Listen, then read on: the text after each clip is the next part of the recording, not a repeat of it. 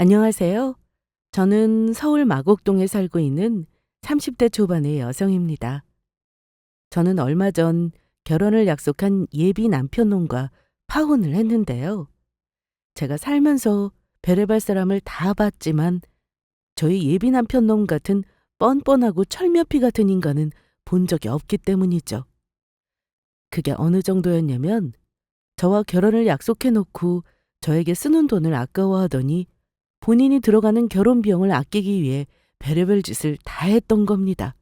나중에는 이게 사람이 맞나 싶을 정도였습니다. 하지만 자린고비처럼 구는 건 예비 남편만이 아니었습니다. 알고 보니 시댁 식구들이 더한 인간들이었으니까요. 나중에는 저희 엄마 환갑잔치까지 찾아와 대단한 진상짓까지 벌였습니다. 그래서 결국 그런 예비 남편 놈과 시댁에 크게 한방 먹이며 파혼을 하게 되었는데요. 여러분께 그 사연을 말씀드리고 싶어 이렇게 사연을 보내게 되었습니다. 예비 남편 놈은 연애할 때까지만 해도 주변에서 전부 부러워할 정도로 괜찮은 사람이었습니다. 대기업에 다니면서 능력도 인정받고 있었고 또 매너도 좋고 젠틀해서 사람들에게도 늘 인기가 많았습니다. 게다가 저한테는 안 그랬지만 돈 계산도 똑 부러지고 철저해서 연애 시절에는 그게 정말 더 예비 남편을 괜찮게 보이게 만들었어요. 저도 회사는 다르지만 대기업에 다니고 있었고 그래서 주변에서 남편과 제가 정말 잘 어울린다는 소리도 많이 들었습니다. 저도 예비 남편을 많이 좋아했기에 그 소리가 싫지가 않았어요. 그래서 예비 남편이 저에게 청혼했을 때 결혼을 결심하게 되었고요. 이렇게 빠릿빠릿하고 똑부러진 사람과 결혼하면 고생하며 살 일도 없고 정말 행복하게 잘 살 수 있을 것 같았거든요. 그 모든 것이 저의 착각인 줄도 모른 채요. 저와 결혼을 약속하고 나자 예비 남편 놈이 숨겨왔던 본색을 점점 드러내기 시작했던 겁니다. 예비 남편은 본가가 회사에서 멀어 따로 자취를 하며 살고 있었거든요. 그래서 제가 결혼을 약속한 후 예비 남편 집에 처음으로 놀러 가게 되었는데 제가 예비 남편 자취집에 방문하기 전 조금 이상한 소리를 하더라고요. 저기 도영아, 너도 알지? 내가 돈 함부로 쓰는 거 싫어하고 꼼꼼하게 합리적으로 쓰는 거 좋아하는 거. 그래서 우리 결혼 약속도 했겠다. 자기도 이제 우리 가족이 된 거다 마찬가지니까 내가 진짜 어떻게 사는지 보여주려고. 더 이상 숨기면서 조심하지 않아도 될 것 같아서 나 이제 편하게 내 모습 보여줘도 되는 거지? 당연히 되지. 오빠도 나 모르는 모습 있을 거고 우리 이제 서로 좀 편하게 대하면서 솔직해져도 될 것 같아. 우리 생각이나 서로 맞춰야 할 거는 맞춰가고 또 지켜야 할 거나 조심했으면 하는 부분은 결혼 전에 서로 말해주면 좋을 것 같아.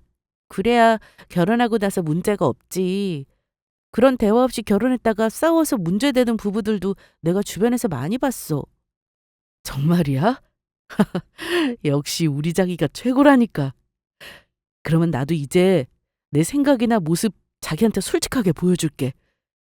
그렇게 말해줘서 정말 고마워.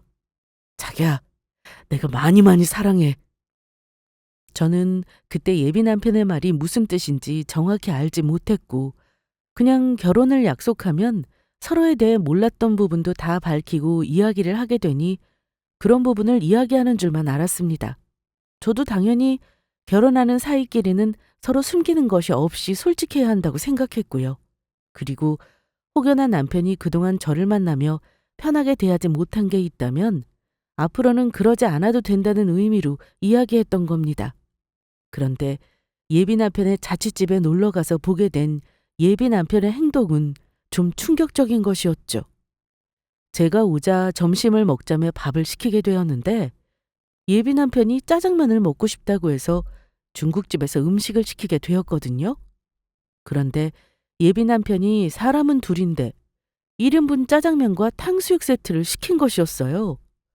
그래서 제가 황당해서 물어봤죠. 오빠, 배고프다고 짜장면 먹자고 하더니 아무리 세트라고 해도 1인분만 시키면 어떡해? 모자라지 않겠어? 아, 사실은 내가 입맛이 없어서 1인분만 시킨 거야. 난 조금만 먹을 거라서 말이야. 그리고 부족하면 다 방법이 있으니까 자기는 걱정하지 말고 있어. 그렇게 말하더니 예비 남편은 짜장면이랑 탕수육을 나눠 먹자며 식탁 위에 앞접시랑 젓가락을 저에게 챙겨주더라고요. 그래서 조금 이상하긴 했지만 예비 남편이 정말로 입맛이 없어서 그럴 수도 있다는 생각에 아무 생각 없이 밥을 먹기 시작했습니다. 그런데 제가 짜장면 한 젓가락 뜨고 나자 입맛이 없다던 예비 남편이 짜장면 절반 이상을 한 입에 자기 입에 쳐넣더라고요.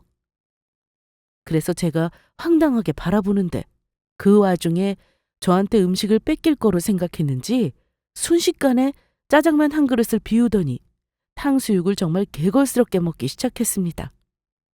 그 모습을 보는 순간 입맛이 뚝 떨어져 가만히 있으니 예비 남편이 의아해서 물어보더라고요.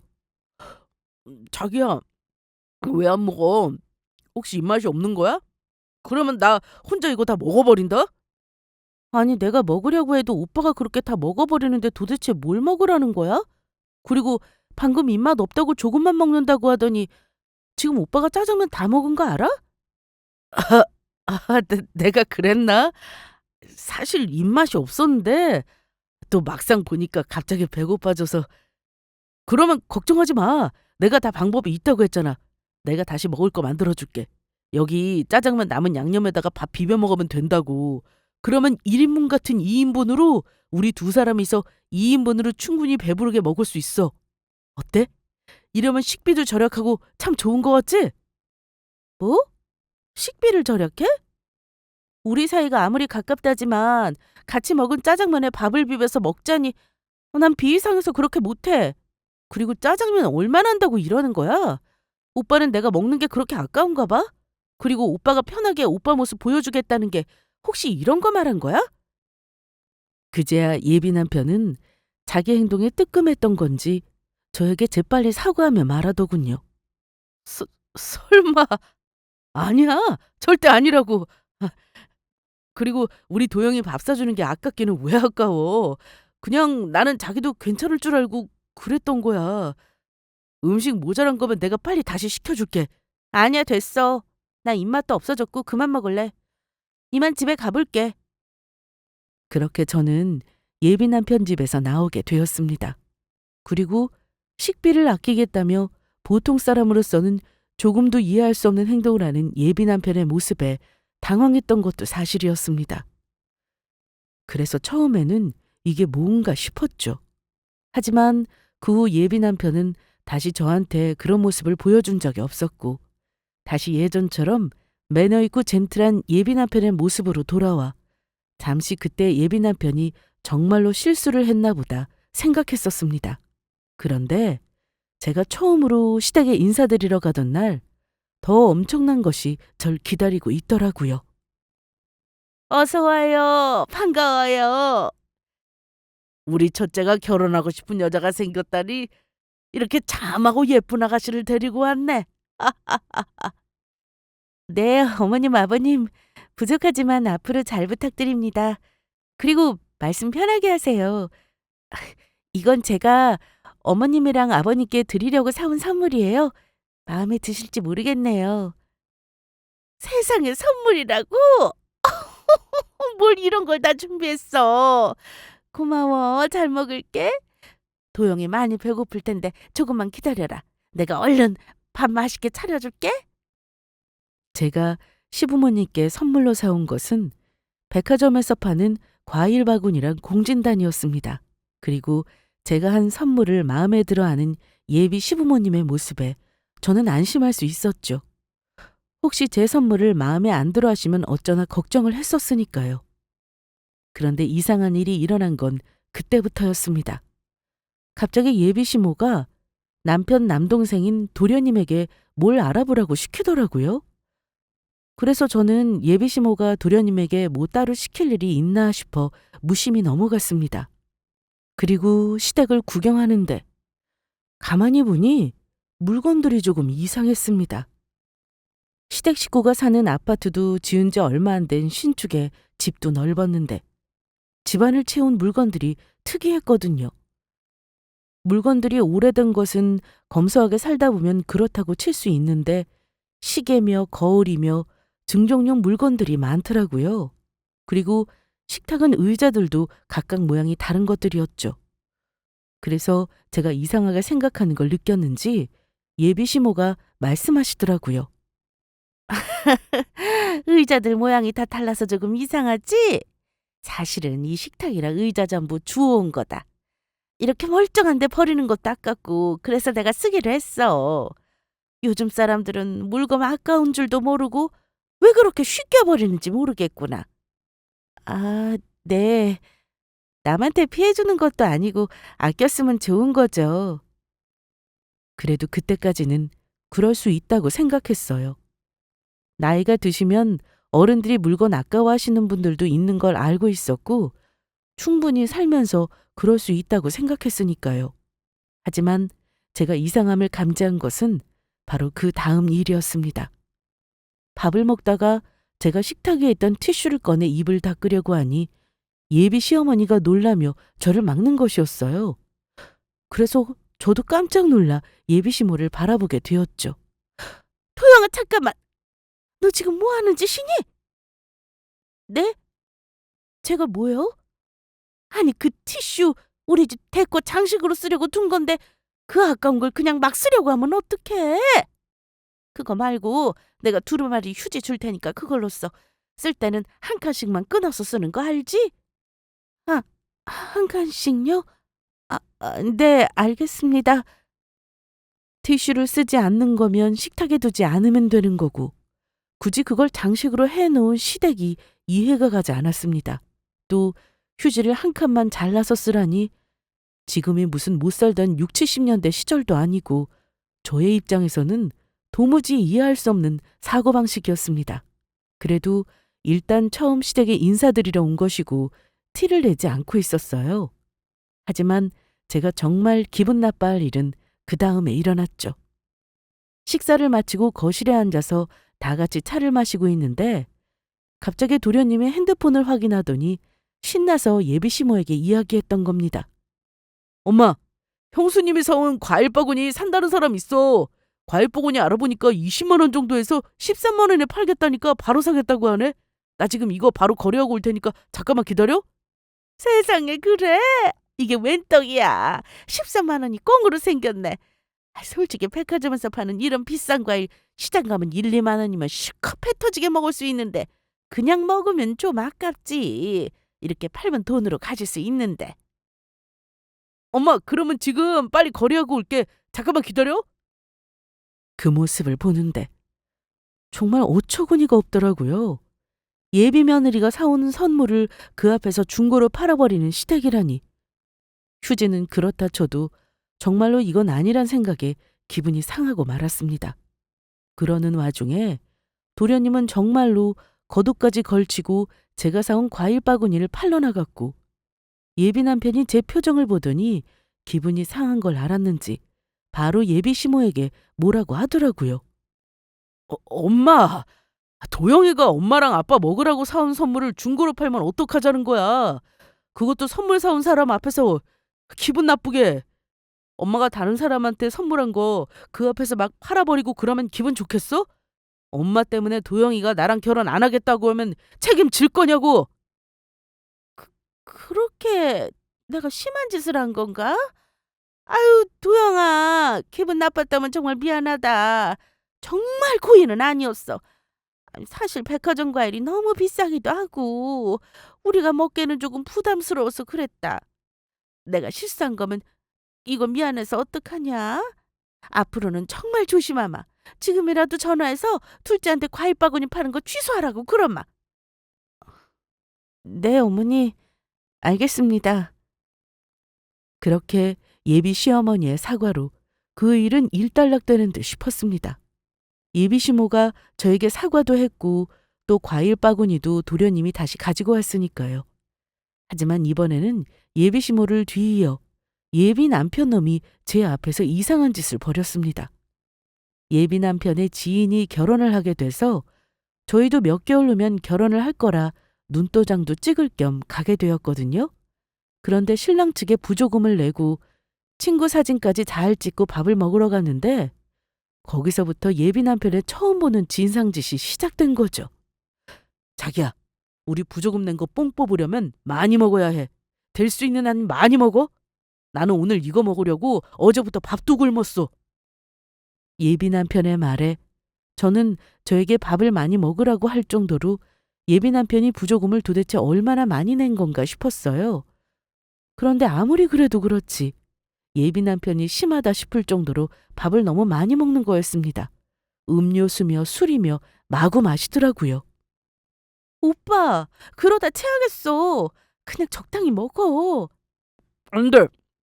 내가 얼마나 냈는데 돈을. 그러니까 자기도 힘들어도 좀 많이 먹어. 그래야 낸 돈이 안 아까우니까. 나 지금 여기서 늦게까지 있다가 저녁까지 해결하고 갈 생각이야. 아무리 그래도 그렇지. 그러다 체하면 병원비가 더 나오겠다. 도대체 부조금을 얼마나 많이 냈기에 밥을 그렇게까지 먹어? 부조금으로 내가 5만 원이나 냈다고. 자기가 생각해도 정말 많이 냈지. 음, 그래도 이 친구가 우리 결혼식 때 올 거 생각해서 그만큼 낸 거지. 아니면 내가 3만 원 정도 내고 끝내려고 했다고. 지금 5만 원이라고 했어? 고작 그거 내고 본전 뽑겠다고 이러고 있는 거야? 요즘 결혼식 뷔페값이 얼마인데 5만 원밖에 안 냈다는 거야. 자기야, 고작 그거라니. 솔직히 여기 오는 교통비에 시간에 우리가 자기들 결혼 사진에 얼굴 박아준 것까지 생각하면 5만 원보다 더 낸 거나 마찬가지라고. 그러니까 자기도 얼른 더 먹어. 아니, 나 지금 배부르고 더 먹고 싶지 않아졌어. 아무리 그래도 오빠 지인이고 축하해줘야 할 남의 결혼식에 와서 5만 원이라니 너무한 거 아니야? 나는 이만 가볼 테니까 오빠는 더 먹고 오든지 말든지 해. 그렇게 말하고 저는 결혼식장 뷔페를 먼저 나왔어요. 그리고 미안한 마음에 따로 부조금을 10만 원 정도 내고 돌아왔습니다. 시댁 식구도 그러더니 예비 남편의 모습을 보며 굉장히 실망스러웠습니다. 그리고 예비 남편 집에 놀러가 저희들이 밥을 먹는데 짜장면을 하나만 시켰던 모습이 어쩌면 예비 남편의 진짜 본 모습일지도 모른다는 생각이 들었죠. 그래서 그때가 저희가 결혼을 약속하고 막 결혼 준비를 시작하려고 했던 때였는데 일단 저희 결혼을 준비하며 예비 남편의 행동을 자세히 살펴보기도 합니다. 아무리 결혼 약속을 했다지만 결혼 전 이 사람이 정말 괜찮은 사람인지 아닌지 잘 살펴보는 것도 나쁘지 않았으니까요. 그러던 어느 날 예비 남편과의 결혼을 고민하던 저에게 예비 시모가 기어이 불을 지피고 맙니다. 저에게 정말로 줄 게 있다면서 차까지 끌고 저희 집 앞에 찾아왔던 겁니다. 그런데 지하 주차장으로 내려가 그 선물이라는 걸 확인한 순간 전 정말 깜짝 놀라고 말았죠. 너무 오래돼서 요즘은 쓰지도 않는 본인이 쓰던 낡은 진공청소기에 밥솥이랑 전자레인지를 예비 시모가 저에게 선물이랍시고 가지고 왔던 겁니다. 내가 경품받은 물건들로 우리 집 물건들 바꾸면서 특별히 우리 며느리 생각해서 가지고 온 거다. 아직 다 쓸만한 좋은 물건들이니 너희 신호 살림으로 쓰거라. 도영아, 그런데 왜 말이 없어? 혹시 내가 이런 좋은 걸 주니 감동받아서 그런 건가? 얘는 뭘 그런 거로 감동하고 그래. 그리고 이 청소기는 내가 쓴 지 10년 정도밖에 안 된 거라 아직도 쌩쌩하거든. 아마 더 5, 6년은 더 쓸 수 있을 거야. 당장 버려도 이상해야 할 거 없는 물건들을 가지고 와서 선심 쓰듯 말하는 시어머니 행동이 너무 황당해 저는 솔직하게 말했어요. 어머니, 지금 이게 뭐 하시는 건가요? 저희 신혼살림에 지금 시댁에서 쓰던 그것도 낡아서 이젠 제대로 쓰지도 못한 것들을 쓰라고 가지고 오신 건가요? 예, 이게 낡긴 왜 낡아? 요즘 세상에 아무리 살기 편해졌다고 해도 환경을 생각해서 아끼고 살아야지. 그러면 못 쓴다. 나도 내가 아끼던 물건들 너한테 주는 건데 왜 그래? 그렇게 아끼던 물건이면 저 주실 필요 없으니 다시 가져가서 어머니께서 쓰세요. 새 것도 아니고 어느 시어머니가 자기 아들 신혼집에 쓸 물건을 집에서 쓰던 물건을 주나요? 솔직히 이런 말씀까지 드리고 싶지 않았는데 어머니 쓰던 살림 선물이라고 가지고 오신 거 저 무시한 것 같고 그렇게 기분이 썩 좋지 않네요. 그러니까 저 이거 못 받겠으니까 전부 그냥 가지고 가세요. 아니면 제가 이 물건들 직접 폐가전으로 신고해서 밖에다 버릴까요? 너 미쳤냐? 이 약한 걸 버리긴 왜 버려? 알겠다. 나도 너 생각해서 가지고 온 건데 정 마음에 안 든다니 어쩔 수 없지. 그만 가지고 가마. 나중에 후회나 하지 말아라. 딱 봐도 지금 버려도 이상해할 거 없어 보이는 물건들을 주면서 받지 않는다고 기분 나빠하는 시어머니 모습에 저야말로 황당하고 어이가 없었습니다. 그래서 저는 아무래도 예비 남편과의 결혼이 정말로 어렵겠다는 생각이 들었어요. 예비 남편도 결혼을 약속한 순간부터 점점 더 본색을 드러내며 돈에 대해 지나치다 싶을 정도로 궁색하게 구는 데다 시어머니는 더한 모습을 보여주니 이대로 결혼을 하면 정말 나중에 큰 문제가 될지 모르겠다는 생각이 들었거든요.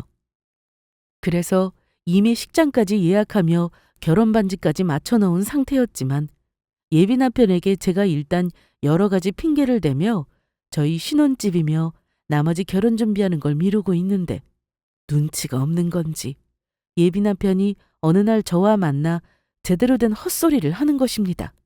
저희는 이미 결혼을 약속하면서 반반해서 준비를 하기로 했었는데 그걸 빌미로 치사한 짓까지 벌이려고 했던 겁니다.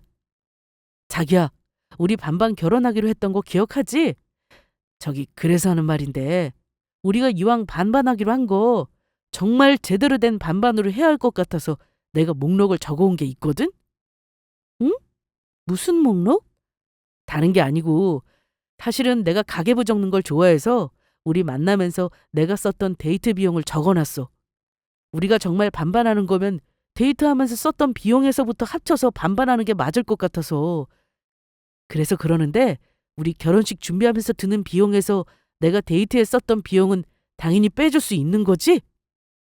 그렇게 말하면서 예비 남편 놈은 자기가 데이트 비용을 쓴 목록이 적힌 노트를 저에게 주려고 하더라고요. 그리고 전 예비 남편 놈의 말에 분노하고 말았죠. 저는 살면서 반반 결혼 준비하는 돈을 데이트 비용까지 포함해서 뺀다는 소리를 태어나 들어본 적이 없거든요. 하지만 전 이미 예비 남편 놈과의 결혼에 대해서 고민하던 중이었고 그날 딱 답이 나오더라고요. 더는 참을 이유가 없다고 생각했습니다. 그래서 저도 예비 남편 놈에게 이야기를 했죠. 당연히 빼도 되지. 진짜야? 역시 자기는 이해심도 많고 통도 크다니까. 그런데 오빠가 우리 만나는 동안 데이트 비용 쓴 거 빼면 내가 썼던 데이트 비용도 빼는 거 맞지 않아? 오빠도 알지?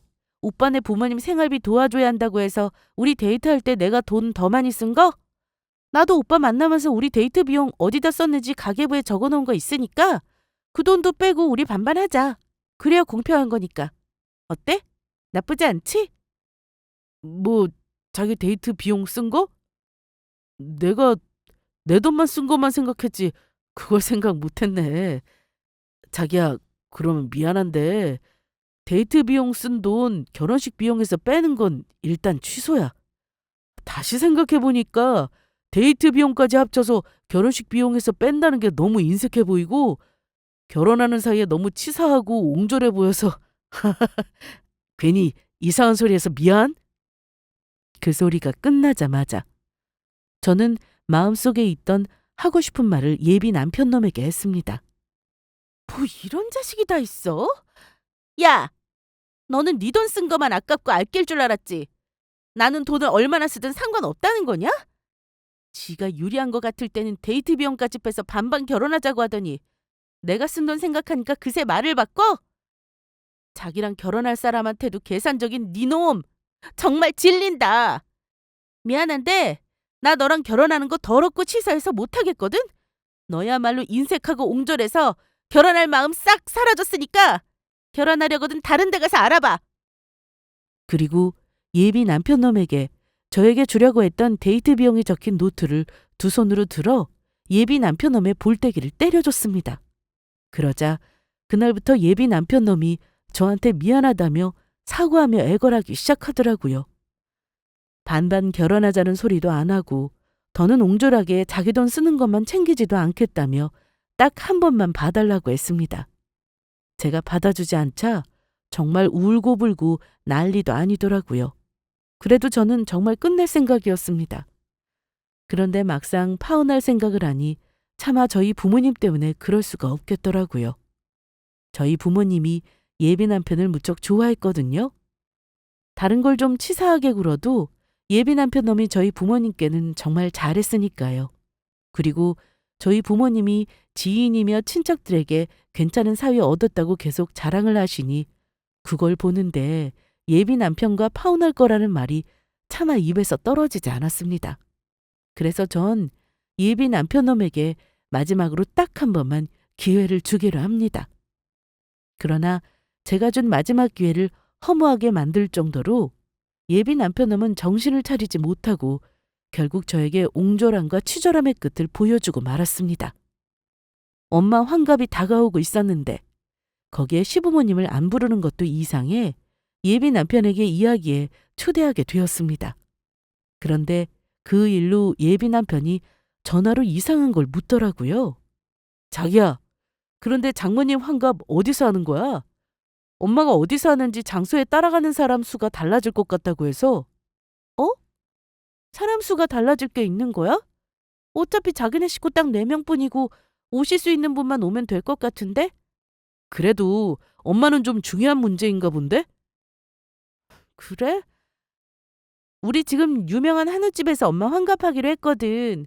엄마가 그 집 고기를 좋아해서. 뭐? 한우? 장모님 환갑하기로 했다는 그 한우집 고급 식당으로 되게 유명한 데 아니야? 일단 알겠어. 그러면 엄마한테 말해서 몇 명 가게 되는지 나중에 문자로 이야기해 줄게. 알려줘서 고마워. 얼마 지나지 않아 예비 남편에게 문자가 왔고 예비 시부모님과 예비 남편 그리고 도련님까지 그렇게 총 4명이 갈 거라는 답장을 받았습니다. 그래서 저도 알겠다고 하고 4명 자리까지 합쳐 식당 예약을 하게 되었죠. 그런데 시댁에서 시부모님이랑 남편이랑 도련님이랑 딱 4식구만 온다고 했는데 막상 엄마 환갑잔치 때 온 시댁 식구의 인원은 그것이 아니었어요. 시부모님이 저희 엄마 환갑날 사돈의 8촌까지 불렀는지 시부모님이랑 남편이랑 도련님 포함 15명이나 더 데리고 왔던 겁니다. 그래서 제가 너무 당황해서 예비 남편에게 물었어요. 오빠, 이게 뭐야? 분명히 오빠네 식구 4명만 온다고 하더니 이게 도대체 어떻게 된 거냐고? 이게 몇 명이야? 이미 예약한 인원이 있는데 이렇게 많이 데리고 오면 어떡해? 자기야 미안해. 나도 이렇게까지 될 줄은 몰랐는데 엄마가 장모님 환갑이라고 하니까 친척들까지 전부 장모님 환갑 축하해드리고 싶다고 오고 싶다고 하지 뭐야. 얼마 오면 우리 결혼식에 올 사람들인데 친척들 전부 기분 나쁘게 할 수도 없고 그래서 어쩔 수 없이 내가 데리고 왔어. 그런데 자기야, 장모님 환갑 축하해주러 왔는데 돈 받는 건 아니지? 우리 친척들 절대로 쫓아내면 안 돼. 좋은 게 좋은 거라고 우리 식구들도 장모님 환갑에 끼워 좀 주라. 다들 바쁜 시간 쪼개서 장모님 환갑 축하해주러 온 사람들이라고. 많이 당혹스럽긴 했지만 예비 남편 말대로 정말로 저희 엄마 환갑을 축하해주러 온 사람들이라면 쫓아내기도 애매한 상황이었습니다. 하지만 지금까지 예비 남편이며 시부모님의 행동으로 보아 순수하게 정말 저 많은 사람들을 저희 엄마 환갑을 축하해주기 위해서 왔다는 것이 절대 믿기 어려웠죠. 그런데 제가 뭐라고 말하기도 전에 시댁 식구들은 시어머니의 진두지휘 아래 무작정 식당 안에 자리를 잡고 앉기 시작했던 겁니다. 고급 한우 식당이라 대부분 방으로 되어 있었는데 방마다 문이 있어서 열면 한방처럼 이어질 수 있게 만들어진 곳이었거든요. 그래서 예비신랑이 데려온 시댁 식구 15명을 겨우 끼워 맞춰 앉힐 수 있었습니다. 더군다나 저희 가족들이 전부 당황하고 있자 예비시모가 나서 저희 엄마에게 말하더군요. 사부인, 오늘 환갑이라면서요. 환갑 축하드려요. 그래서 우리 식구들 전부 사부인 환갑 축하해주러 왔습니다. 아, 네. 어서 오세요. 다들 편하게 앉아서 식사하세요. 그러는 와중 예비 시부께서 저희 엄마에게 쇼핑백에 든 선물 하나를 내미셨습니다. 사부인 환갑 축하드립니다. 이건 별건 아니고 저희 가족들 대표에 제가 준비한 선물입니다. 저희가 큰 마음 먹고 비싼 돈 주고 산 곳이니 드시고 건강해지십시오. 네, 감사합니다. 게다가 시아버지께서 비싼 돈을 주고 사왔다는 선물을 확인한 순간 저희 엄마 얼굴은 더욱 굳어지고 말았죠. 시아버지가 시댁 식구를 대표해 가지고 왔다는 선물은 홍삼 선물 세트였는데 비싼 돈 주고 사왔다는 말과 다르게 상자 앞에는 떡하니 증정이라는 글씨가 박혀 있었으니까요. 그런데 저희 엄마와 예비 시부 이야기가 끝나자마자 예비 시모가 자리에 앉으며 저에게 말하더군요. 도영아, 우리 왔다. 네 덕에 오랜만에 한우도 먹고 아주 고맙다. 그러면 우리 식구 마음 놓고 맛있게 먹으마. 그 순간 모든 게 정확해졌죠. 예비 남편의 말과 다르게 시댁 식구들이 왜 저희 엄마 환갑잔치에 왔는지요. 전화로 식당을 어디서 잡느냐 묻더니 엄마 환갑 때 한우를 먹는다는 소리에 저희 엄마 환갑을 축하해준다는 명목으로 자기 식구들을 불러다 같이 한우를 먹으러 온 것이 확실했습니다. 몹시 화가 났지만 일단 참기로 했습니다. 엄마 환갑이고 좋은 날 얼굴 붉히고 싶지가 않았으니까요. 하지만 예비 시모의 만행은 거기서 끝이 아니었습니다. 공짜 한우를 얻어먹으려 사람들을 그렇게나 많이 불러놓고 또다시 누군가에게 전화를 걸더라고요. 서방님, 지금 잔치 벌어졌는데 왜 안 오세요? 오늘 여기 비싼 한우가 공짜라니까. 이런 기회가 쉽게 오는 게 아니라고. 뭐라고? 지금 빨리 오겠다고? 알겠어. 대신 오늘 한우 먹은 거로 내 생일은 가족들 안 모이고 건너뛰는 거야. 나 돈 나가게 또 생일이 뭐니 하자고 하지 마. 응? 이따 봐요. 언니 덕분에 비싼 한우도 먹고 너무 좋다. 언니 나까지 챙겨서 불러줘서 고마워요. 고맙기는. 대신 아가씨, 내 생일은 따로 없으니까 우리 사부인 환갑 기념해서 배 터지게 먹고 가. 필요한 거 있으면 더 시키고. 예비 시모의 이야기를 듣고 전 분노로 몸이 떨렸습니다. 그날은 정말 시댁 식구들의 추잡함에 절정을 보고 말았던 겁니다. 저희 엄마 환갑 때 자기들 배를 채우려고 사람들을 데리고 온 것도 모자라 그 이유가 뻔뻔하게도 시어머니 생일 대신 저희 엄마 환갑에 시댁 식구를 다 데려와 밥을 먹이려고 했던 거니까요. 정말로 세상에 뭐 이런 인간들이 다 있나 했어요. 그리고 마지막 히트는 정말 맨 끝에 일어났어요. 예비 남편과 시어머니는 시댁 식구들이랑 먼저 나가보겠다고 하더니 카운터 앞에서 시댁 식구 먹을 한우를 추가로 주문해 포장까지 하고 있었던 겁니다. 누가 봐도 저희 엄마 생신을 축하해주러 온 게 아니고 본인들이 먹고 싶은 한우를 실컷 먹고 저희 엄마 환갑을 이용해 비싼 한우 고기까지 공짜로 포장해 가려는 심보였죠. 그러더니 예비 남편놈과 시어머니가 저에게 말하더군요. 자기야, 이 집 고기 너무 맛있어서 싸가는 건데 혹시 기분 나쁜 건 아니지? 원래 이런 날은 많이 베풀어야 장모님도 더 건강하고 오래오래 사시는 거라고.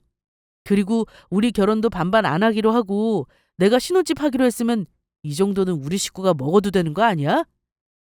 우리 아들 말이 맞다. 도영아, 설마 기분 나쁜 거 아니지? 오늘 정말 오랜만에 포식하고 맛있게 잘 먹고 간다. 내가 오늘 1년치 먹어야 할 고기는 다 먹은 것 같다니까. 하지만 저도 더는 참지 않았습니다. 사람이 양심이라는 게 있는 건지 예비 남편놈이랑 끝장을 내야겠다는 생각이었어요. 게다가 생애 한 번뿐인 저희 엄마 환갑을 망친 시부모님이며 예비 남편놈도 더는 용서가 안 되었습니다. 저는 기어이 엄마 환갑날 폭발하고 말았죠. 그래서 예비 남편놈과 끝내기로 하고 그동안 참아왔던 말을 했습니다. 진짜 이 인간들이 보자 보자 하니까 무슨 그지 새끼들도 아니고. 니들 남의 엄마 환갑잔치 와서 이게 뭐 하자는 거야? 우리 엄마 환갑잔치가 니들 한우 처먹으라고 만든 날인 줄 알아? 야, 이 비렁뱅이 새끼들아! 그러자 제 말에 시어머니며 예비 남편 놈이며 본인 잘못한 것도 모르고 기겁을 하며 말하더군요. 비렁뱅이? 너 지금 우리한테 비렁뱅이라고 한 거냐? 너 그게 시엠이랑 시댁 식구한테 무슨 말버릇이야? 어디서 배워먹은 버르장머리냐고? 네 부모님은 널 그렇게 가르치든? 그러는 당신은 한우가 그렇게 처먹고 싶었으면 니들 돈으로 직접 사 처먹던지. 줄줄이 비엔나도 아니고 사람들 잔뜩 데리고 와서는 남의 환갑잔치 이용해서 처먹으라고 당신 부모가 그렇게 추잡하게 살라고 가르쳤어? 그리고 아줌마, 당신 생일은 당신 돈으로 직접 내고 하든지 어디 감히 우리 엄마 환갑잔치 이용해서 사람들 데리고 와서 밥 먹이고 있어? 이게 무슨 경우냐고? 사람이 철학해서 사는 게 뭐가 나쁜데? 이렇게 한 푼 두 푼 아껴야 사람이 잘 사는 거라고. 이게 다 삶의 지혜니까 너도 명심하고 살아라. 내가 이렇게 해서 우리 집도 사고 애들 대학도 보내고 다 한 거다. 아줌마, 지금 아줌마가 하는 짓은 삶의 지혜가 아니고 삶의 저질이겠지. 그러면 당신들 아껴 산다고 우리 집은 거덜나도 된다는 거야, 뭐야? 다른 사람들한테는 피해줘도 되는 거냐고. 당신들 지금 한우 포장한 거 그건 우리가 절대 계산 못 해주니까 그렇게 포장해서까지 한우 처먹고 싶은 거면 알아서 계산을 하고 가든 말든 해. 알겠어? 자기 정말 해도 해도 너무한다. 지금 우리 엄마한테 그게 무슨 말버릇이야? 아무리 그래도 우리 엄마 당신 시어머니 될 사람이라고. 자기 자꾸 이러면 나 자기랑 결혼 안 하고 파혼할 수밖에 없어. 너 지금 파혼이라고 했냐? 그거 아주 듣던 중 반가운 소리네. 안 그래도 나도 너처럼 니들 식구들만 챙기는 이기적이고 궁상맞게 사는 비렁뱅이 놈이랑 결혼하기 싫어서 파혼하자고 하려고 했는데 아주 잘 됐어. 좋다 하자. 그 파혼 당장 해. 자기야, 지금 뭐라고 했어? 나는 그냥 했던 말인데 정말 나랑 진짜 파혼을 하겠다고? 그래. 너라면 너처럼 너랑 네 가족들 일속 챙기느라 남이 어떻게 되든 상관도 안 하는 인간이랑 같이 살고 싶겠냐? 너희 식구들이 우리 엄마 환갑잔치에 한우 먹으러 오겠다고 하면 말려도 모자랄 판에 오히려 지 식구들을 전부 데리고 와? 너 아까 보니까 혼자 6인분 다 처먹더라? 너는 그 한우 먹으면서 나랑 우리 부모님한테 미안하지도 않았니? 자기야, 아무리 그래도 그렇지. 우린 자기 엄마 환갑 축하해주러 온 거잖아. 그 고기 먹은 거 몇 푼이나 한다고 그래. 그래? 그렇게 몇 푼 안 하면 니들 식구들 와서 처먹은 고깃값 네가 낼래? 그리고 축하 좋아하시네. 공짜 고기 처먹고 네 엄마 생일 대신하려고 왔던 거잖아. 그래서 그렇게 생신 축하해주려고 온 인간들이 선물이라는 게 달랑 하나에 그것도 증정용 홍삼이 전부냐? 자기가 그걸 어떻게 알았어? 너는 글도 못 읽어? 떡하니 홍삼 상자에 증정이라고 적혀 있다만. 전부 됐고 오늘로서 너랑은 끝이야. 어디 그렇게 공짜 밝히면서 궁상맞게 평생 살아봐라, 이 추잡한 자식아. 영원히 안녕이다. 그렇게 저는 그날 예비 남편 놈과 파혼을 선언하고 끝을 냈죠. 그래서 저는 시댁 식구가 포장한 한우 고깃값은 빼고 식사값만 계산하고 나왔습니다. 그런데 저희가 식사값만 계산하고 나오자 시어머니며 시댁 식구들이 포장한 고깃값을 식당에 계산 못하겠다고 난동을 피우다가 경찰서에까지 끌려갔던 것 같더라고요. 그리고 그곳에서도 한참 고깃값을 깎아달라느니 증종용 덤을 더 달라느니 진상짓을 하다가 영업방해로까지 신고당해 홍군형이 난 것 같았습니다. 그래서 결국 포장한 고깃값은 시어머니가 시댁 식구들 것까지 전부 계산을 했다고 하더라고요. 그리고 얼마 후 예비 남편 놈은 제 마음을 돌리기 위해서인지 계속해 전화를 걸더라고요. 그래서 제가 전화를 받으니 저에게 애걸하며 매달리기 시작했습니다. 자기야, 그날은 내가 너무 심했어. 그러니까 한 번만 용서해주고 우리 다시 시작하면 안 될까? 용서는 무슨 용서? 너 그날 네 시댁 식구 전부 데리고 왔을 때 이미 선 넘은 거였어. 네 식구들 데려와서 우리 엄마 환갑잔치 그렇게나 망쳐놓았을 때 나랑 파혼할 생각도 안 하고 그랬던 거니? 자기야, 내가 잘못했어. 다시는 앞으로 안 그럴게. 그러니까 파혼하자는 말만 하지 말아주라. 아니, 나는 너라는 인간이랑 니들 식구한테 질릴 대로 질렸고 너처럼 네 돈 아끼려고 너랑 결혼할 사람이며 처가며 어떻게든 상관없다는 인간 나도 싫거든? 그러니까 우리 그만 여기서 끝내. 그리고 이왕 끝내는 마당이라 내가 너희 가족들 모두 우리 엄마 환갑 때 와서 음식 먹은 거 전부 음식값 뱉어내라고 하고 싶지만 특별히 그날 너희 가족들 먹은 음식값은 받지 않을게. 대신 돈 말고 다른 걸로 받을게. 내가 너한테 보낸 서류 있으니까 받으면 잘 확인하고 그대로 해주기만 하면 돼. 자기야, 서류라니. 무슨 서류? 자기가 그렇게 말하니까 겁나잖아. 겁나든 말든 내가 보낸 서류나 잘 받아. 저는 그렇게 예비 남편놈과 전화를 끊었습니다. 그리고 며칠 후 제가 보낸 서류에 예비 남편이며 시부모님이며 아주 난리가 났더라고요. 예비 남편과 시어머니가 저를 만나자고 먼저 연락이 왔으니까요. 그래서 전 파혼하며 마무리 정리해야 할 일도 있고 예비 남편과 시모가 만나자고 한 카페로 나가게 되었습니다. 그러자 저를 보자마자 제가 보낸 서류를 보여주며 예비 시모는 난리도 그런 난리가 없더라고요. 너 이게 뭐냐? 차용증이라니. 어떻게 우리한테 이런 걸 보내? 왜요? 내가 내 돈 빌려줬던 거 돌려달라는 건데 뭐가 잘못됐나요? 어머니는 공짜로 그 돈 제가 달라고 하면 주실 수 있으세요? 미쳤냐? 내가 이렇게 큰 돈을 꽁으로 주게? 이 돈이면 콩나물이 몇 봉지며 계란이 몇 판인데. 자기야, 그래도 이건 너무 심하잖아. 심하긴 뭐가 심해? 너 나랑 결혼 약속하면서 아파트 금매로 싸게 나온 거 있는데 너네 부모님 금매로 나온 아파트 사면 돈 번다면 사고 싶어 한다고 나한테 급하게 돈 빌려갔었지? 니놈이 이자까지 쳐서 갚겠다고. 만약 못 갚으면 금매로 산 아파트 나한테 준다고 차용증까지 써서 공증까지 받았던 거 기억나? 그런데 너 지금 입 싹 닫고 이자는커녕 내 돈 원금 갚을 생각도 안 하더라? 그러니까 내가 너 특별히 봐줘서 니들 식구 먹은 고깃값은 안 받겠으니까 네가 차용증에 쓴 대로 네 부모가 산 아파트 당장 뱉어내든지 돈이랑 이자랑 제대로 갚던지 아니면 나는 법적으로 할 거니까. 너 설마 나한테 고소당해서 콩밥 먹고 싶은 건 아니지? 자기야, 안 돼. 사실 우리가 결혼하면 이야기하려고 했는데 그 금매로 산 아파트에 조금 문제가 생겨서 당장 돈 갚기가 힘들어졌다고. 실은 그게 아파트 금매로 나왔던 거 전부 사기였어. 집주인이라면 우리 속였던 놈이 돈 가지고 부동산 사장놈이랑 같이 날랐지 뭐야. 그래서 사실 우리 신혼집도 내가 지금 월세로 알아보고 있었다고. 그래, 도영아. 그날은 우리가 잘못했다. 내가 한우를 먹은 지 오래돼서 그때 눈이 뒤집혀져서 제정신이 아니었어. 네가 원한다면 그날 우리 식구들이 먹은 한우값은 돌려줄 테니까 우리 아들이랑 파혼하겠다는 말은 취소해주면 안 될까? 너 아니면 피까지 진 우리 아들이랑 누가 결혼을 하겠니? 앞으로는 네 앞에서 절대로 궁상맞게 안 굴게.